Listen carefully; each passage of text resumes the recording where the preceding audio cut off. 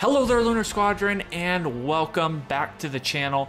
Over the past few months, one of the things that we've talked the most about when it comes to Star Wars Outlaws is the open world gameplay, because this is arguably one of the most exciting components of this upcoming game. We've talked about our expectations, things we want to see from side quests, all sorts of things, and these discussions have all been driven by the inclusion of the crime syndicates into this game.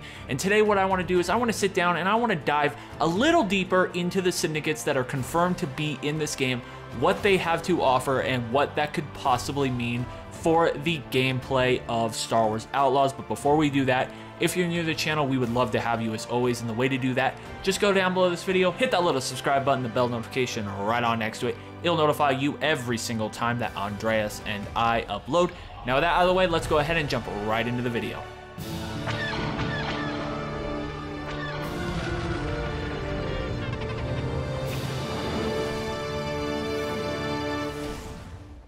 Alright guys, so the first place that I want to start is I want to go over the crime syndicates that are confirmed to be in this game at this very moment. Right now, we know that the Hutts, the Pikes, and a brand new crime syndicate made specifically for this game, the Ashiga, will be featured in Star Wars Outlaws.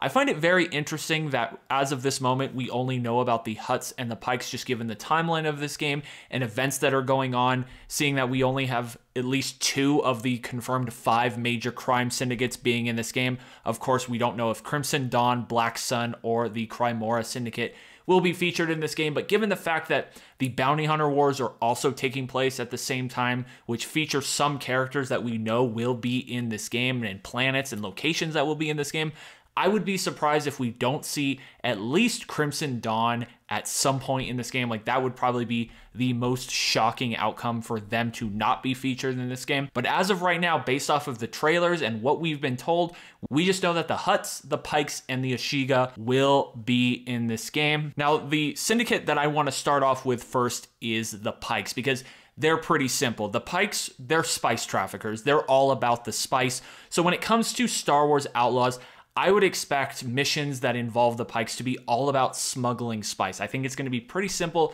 and pretty straightforward when it comes to them, because that's what they do. They smuggle spice. They're a part of the spice cartel. So I think that one is pretty cut and dry. Now, the next one I want to talk about is perhaps the most famous crime family or clan in all of Star Wars, that being the Hutts. Now, the Hutts are a little more complex than the Pikes because they deal with a lot more illegal criminal dealings than just spice smuggling. Of course, they still do deal with spice smuggling, but they also deal with things such as arms dealing, gambling, and of course, they are known to be involved with slavery. At least Jabba specifically has been known to be involved with slavery. Now, I do not expect slavery to be in this game at all. I do not expect Kay to be involved with smuggling slaves or slave trade or anything like that. I just do not think they would ever do something like that in this game, and I don't want them to do something like that in this game. But I would not be surprised if, when it comes to side missions for the Hutts, we get involved with things such as arms dealing. That would be a really cool way to help differentiate missions between the Pikes and, of course, the Hutts, where when you're dealing with the Pikes, you're dealing with spice. When you're dealing with the Hutts, you're dealing with other types of illegal goods, such as arms dealing. And we do know that the Empire around this time was trying to get things such as raw materials for weapons production after the Death Star was destroyed during the Battle of Yavin, which, of course, this is when this game takes place. So we could also see things such as raw materials being smuggled. That could open the door for more of those types of side missions. I think one thing that we've made abundantly clear in our conversations about this game over the past few months is we really want to see a lot of diverse side content when it comes to the missions for these crime syndicates. We don't want to just see the same side mission, but reskinned for that specific crime syndicate. So I don't want all of the side quests to just be these fetch quests to go get spice, but this time you're giving it to a Pike instead of this time you're giving it to a Hutt. Like, I want to see variety and I want to see diverse missions. Now, of course, the other crime syndicate confirmed to be in this game up to this point is the brand new Ashiga clan, which was made specifically by Massive Entertainment and Lucasfilm for Star Wars Outlaws, and I am so excited to learn more about what these guys are about. And these guys are described as having worked their way into every aspect of Kijimi's underworld, from smuggling to extortion or sabotage and even weapons manufacturing. And these guys sound incredibly intimidating, and what we've seen from the gameplay trailer, they look incredibly intimidating. I'm pretty sure they execute somebody in the gameplay trailer. But what I think is exciting about the inclusion of these guys and the way they're described is that they're involved again in other things beyond just smuggling spice. That's the Pikes thing, or weapon smuggling. These guys are also involved with things such as extortion or sabotage. So I wouldn't be surprised to see things such as sabotage side missions. Like, that would be a great way to add variety. I don't know if that means sabotaging Imperial things or if that means sabotaging things on perhaps the Rebellion side. I honestly don't know how these guys will align when it comes to the Empire, but that again is just another way that Massive Entertainment could add variety and diverse side content to this open world, which again, when it comes to an open world game, what sets it apart is the quality of its open world. If all of these missions end up just being the same repetitive fetch quests, that doesn't mean it's going to outright be a disaster. It doesn't mean it's going to be a bad game, but having a dense and diverse open world is what can separate a good game from a great game. And I think this is one way that Massive Entertainment can have a great game, is really diving into the specialties of what these crime syndicates were good at and building these side missions and this side content around there,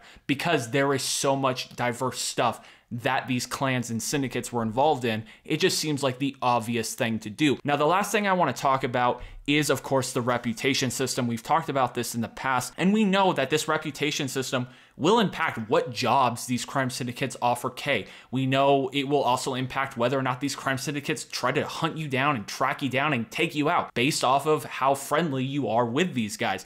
Now, one thing I would like to see is, I think it would be cool if the reputation mattered beyond just that. I think it would be cool if it mattered with things such as syndicates having specific goods, items, markets, stuff like that, where if you're in good standing with a certain syndicate, then you get access to certain goods and certain items in this game that you can only get from them. I think this would be a great way for them to incentivize building these reputations with these clans, because I think that's one thing that is really important when it comes to this game, because I think the idea of a reputation system with these crime syndicates is a great idea, but you got to make it matter. Like, there has to be a reason for all this. We talked about this when it comes to the currency system in this game. There has to be a reason to use this currency. There has to be a reason to go out and earn and risk it all for this currency beyond just, oh, I'm super rich, or, oh, I have a good relationship with the Pikes.